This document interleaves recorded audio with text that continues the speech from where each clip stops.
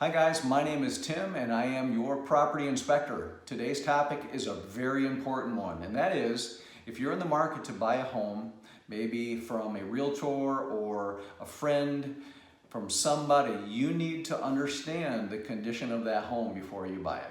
And the easiest thing you can do is understand 4 components of that house before you buy it. And I'm going to go through those 4 components and illustrate to you why they are so important.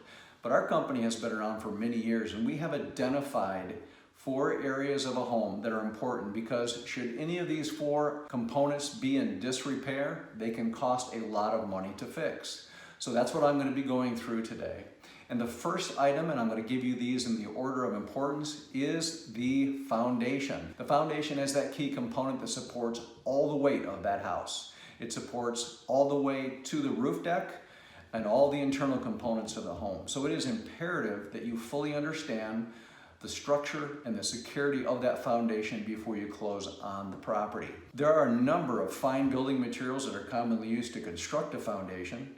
A few examples would be in an older, maybe a century home, you'll find fieldstone along with cement and gravel. Very commonly, you'll find poured concrete, masonry block foundations. You can also find wood foundations. All of these building materials are perfectly fine, depending on where they're placed and the environment they're placed into. But the main thing that you need to understand is the foundation in that home, is it designed to support the weight placed on it? Those are really key things you must get answers to before you purchase that house. Number 2, which is really important, is the roof and the roof decking materials. The roof is the main shield that prevents the home from getting invaded by Mother Nature. And if you have a roof that leaks, if you have a roof that's not secure, you can have a lot of problems. So the main thing to know about a roof is the roof is going to keep the home dry in rain, it's going to keep it dry in snow, it's going to keep the UV light away from it in the summertime so that the home is going to be, doesn't overheat. Those kind of things are really key. As far as building materials for a roof, you can have asphalt shingles, which are probably the most popular. You can have metal roofing, tile roofing down south.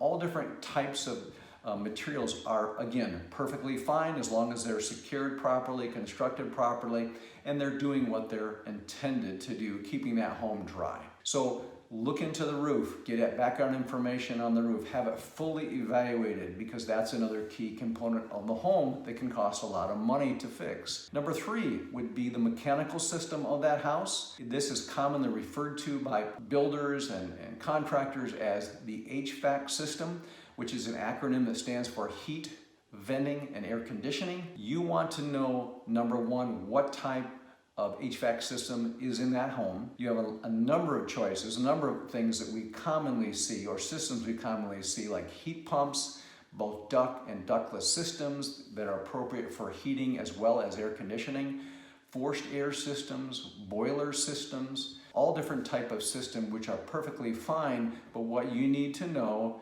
is a couple of things. Are those systems sized appropriately for the square footage of the home? In other words, do you want a home that you have cold spots in the wintertime? Do you want a home that you have air conditioning in the corners, it's hot in the summertime? So you need to know if that was appropriately sized for that home, for that structure.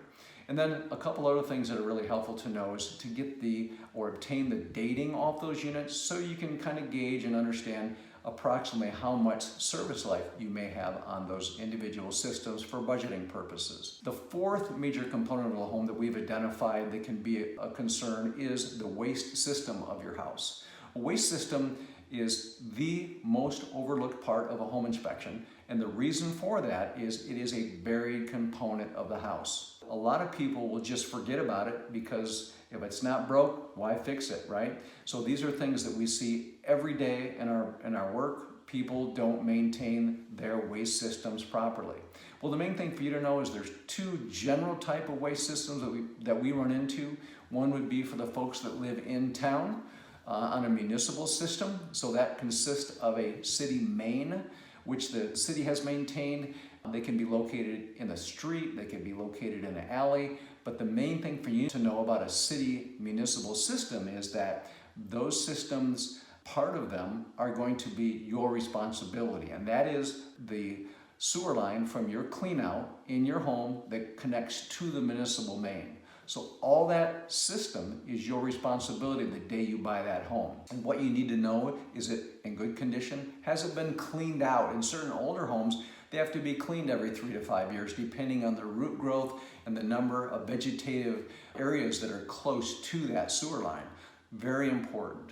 The other type of waste system that we commonly see and inspect is for those homes located in a more rural setting, and they would be supplied with a private septic system of some kind. Septic systems are, again, buried components of the house that are often overlooked. They can be components containing a tank, a field, maybe a leach field, holding tanks if the house is next to a body of water. Those kind of things must be understood. They must be properly maintained and serviced. Those are up to you to understand. Those are 4 components that you need to do your due diligence on before you buy the home, so that you don't get on the hook later on after you close and you're stuck with a big bill to fix these major components of a house. Now, at this point, you might be thinking, well, that's great, but there's other things about homes that I'm concerned about. An example would be windows, appliances, door and wall systems. These items can cost a lot of money too. But my point is, after doing thousands of inspections over many years, these 4 components that I just outlined for you, if they are in disrepair, they tend to cost you the most money, okay? So do your due diligence before you close on that house. Do your research, be an informed buyer, and save money. Well, my name's Tim, and I'm going to be coming back to you with additional information. If you like the video, please give me a thumbs up. If you have comments, ask me some additional information about other items in a home that can help you understand that property better so you can make an informed business decision. And I appreciate your time. Thank you.